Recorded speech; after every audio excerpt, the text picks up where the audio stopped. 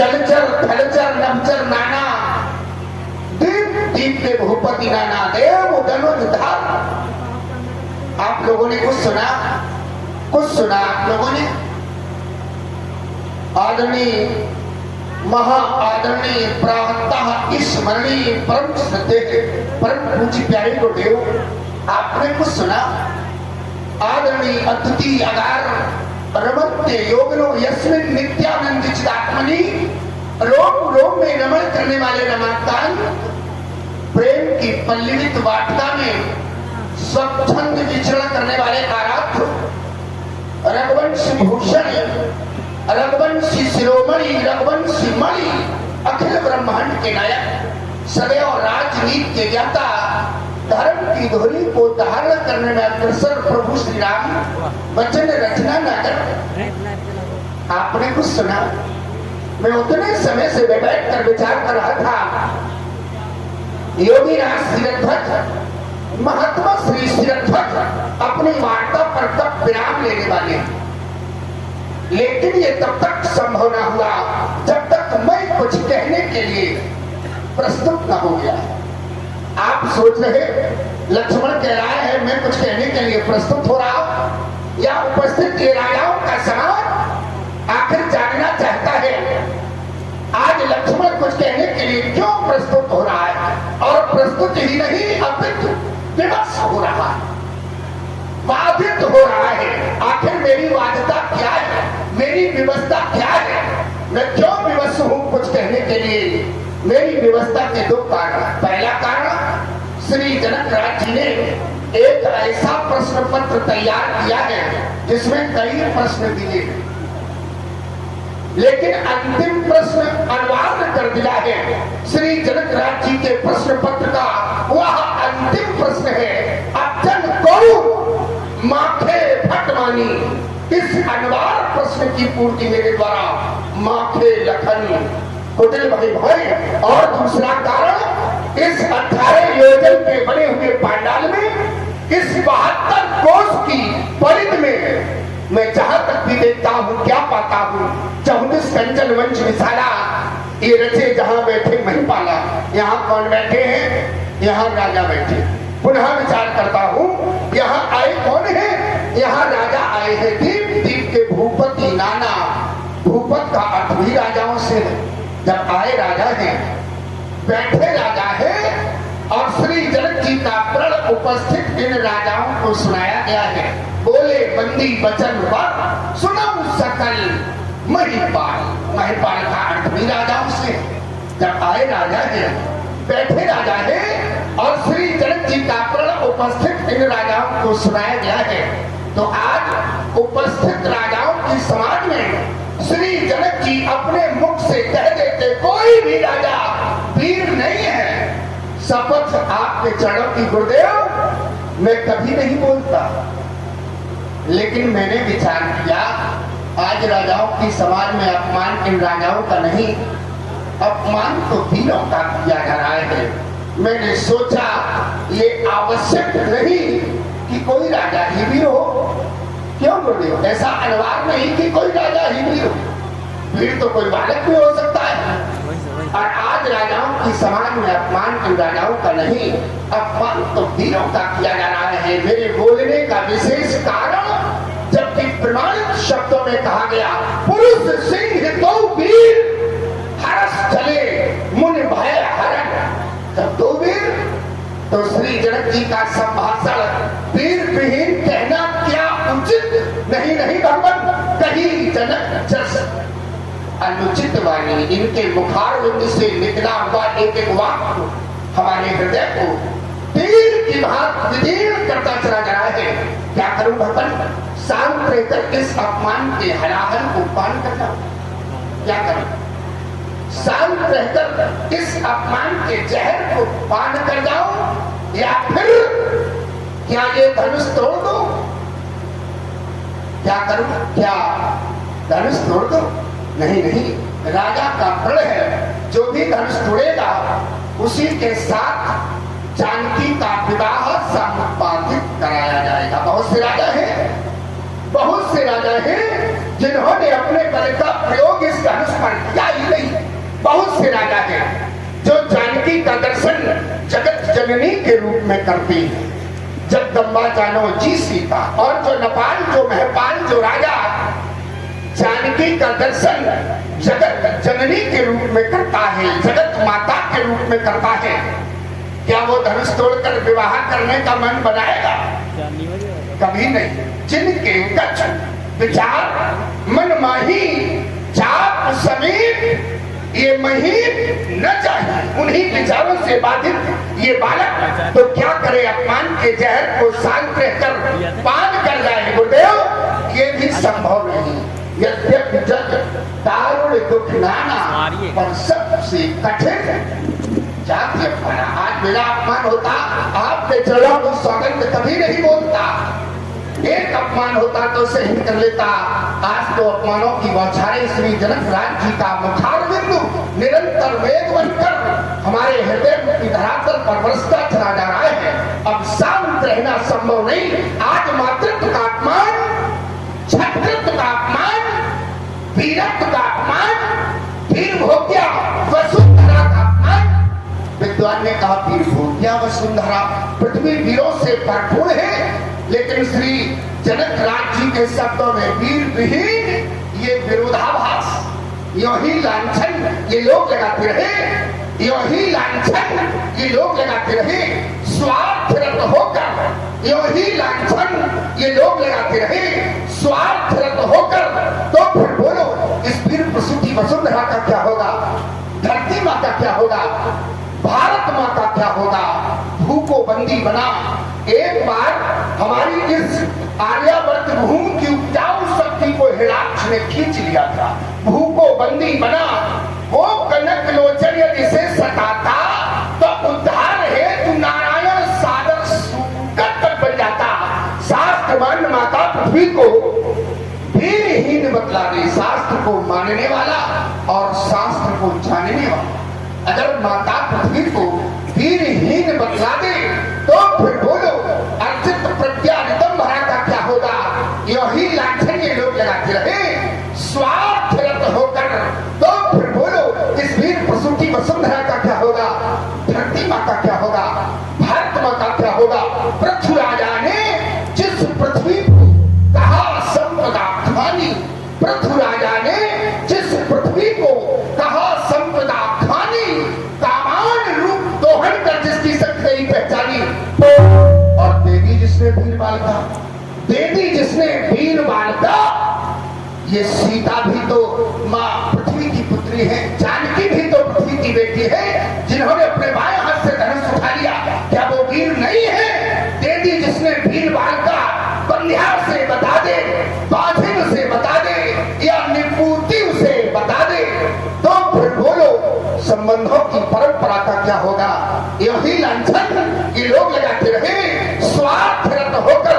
तो फिर बोलो इस वीर प्रसूति वसुंधरा का क्या होगा? धरती माँ का क्या होगा? भारत माँ का क्या होगा? ये शेष सदा जिस धरती को आसन देता सिर पर है, ये शेष सदा जिस धरती को आसन देता सिर पर है, हुआ इसी पर जन्म और इसी पर जब जीवन निर्भर है।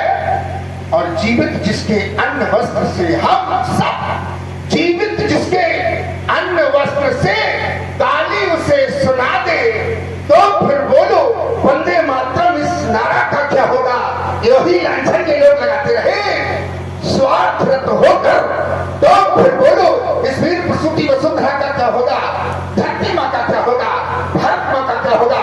ज्यादा ना कहूंगा, दो विकल्प रखता हूं। पहला विकल्प श्री जनक जी अपने प्रण में परिवर्तन करते, अजगों को केवल वीरता की कसौटी माना जाए और इससे जुड़ा हुआ जानकी का विवाह जरूर कर दिया जाए तो धनुष क्षण में तोड़ दूं।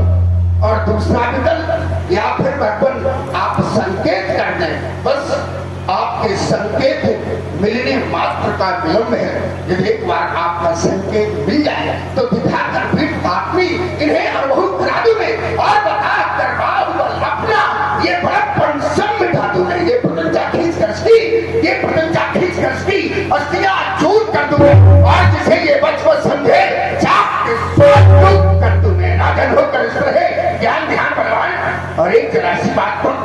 इन वीरों का अपमान भैया जिस सभा में आप विराजे हो और ये सेवक खड़ा हो आज्ञा में, फिर कौन नाथ कह सकता है बात बनाए इस दुनिया में। वैसे तो आपके चरणों का सेवक श्री राम, इससे ज्यादा कहीं कुछ भी नहीं। वैसे तो आपके चरणों का सेवक, पर इससे ज्यादा कहीं कुछ भी नहीं है, पर कहने में सकता था। इसलिए नाथ मैं सत्य कहूं, मैं शपथ आपकी खाता हूं, ये ब्रह्मांड में थालू चुटकी में, ये ब्रह्मांड में थालू चुटकी में पाता है। जैसे खेलने में वाला साधारण गेंद उठाता है, इस धनुष को इस तरफ थालू, इस धनुष को इस तरफ थालू, जिससे जगत भयभीत हो और ये वीर मंडल के उठे, लक्ष्मण तुम्हारी जीत हो। ए हो रघुनाथ नाथ माथ धनु 500, ए हो रघुनाथ नाथ माथ धनु 500। और भक्ति का संकेत यह तनक पादाओं में, अब वही मरोड़ तोड़ बांध में डालो, करा भी तंत्र के दंडन दिखाओ में, ये काछे घाट जिमधाओ थोड़ी सकौ मेर मूलक जिम तोरी। ये मेरा अभिमान नहीं है, ये तो सब आपका प्रभाव है। तो प्रताप महिमा भगवान देखो बापरो, बिना पुराना नाथ जान अस आयुष हो तो कौतक करीब लोग की सो, कमल लाल के छाप चढ़ा योजन सब प्रमाण ले धामो दोरों छत्र करने। ये सब प्रताप, ये तो सब आपका प्रभाव है बलनाथ। और यदि ऐसा न करूं तो प्रभु पद शपथ आपके चरणों की सौगंध के कर न धरऊं, कर न धरऊं,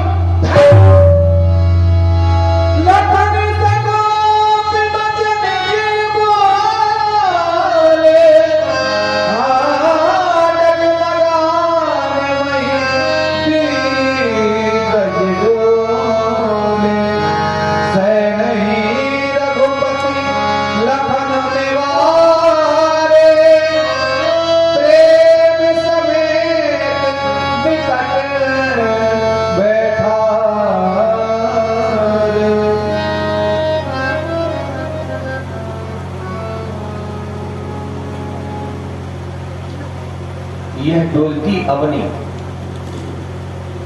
प्रकंपित वायु इन धराधीशों के मध्य। और आप श्री राम बागेश्वर धाम 11 मुद्रा प्रदान करते हैं। धन्यवाद। इन धराधीशों के मध्य सुनाए गए जनक जी के वाक्य मेरे भैया को अच्छे नहीं लगे, और अच्छे भी कैसे लगे, क्योंकि मेरा भैया वीर है और वीर कभी अपनी वीर भोग्या वसुंधरा का अपमान सहन नहीं कर सकता। लेकिन लक्ष्मण अपार उद्ध की शोभा उसमें उठने वाली उत्ताल तरंगों से नहीं, अपितु बड़े बड़े नदों को अपने में आत्मसात करने से है। अगर जनक जी ने तुम्हें कुछ अनुचित वाक्य कह दिए हैं तो वो तो हमारे पिता के समान है, तुम्हें उनकी बातों का बुरा नहीं मानना चाहिए। कि भैया मैं चाहता हूँ तुम क्रोध का परित्याग कर दो और शांत हो जाओ। ये लक्ष्मण शांत हो जाओ भैया,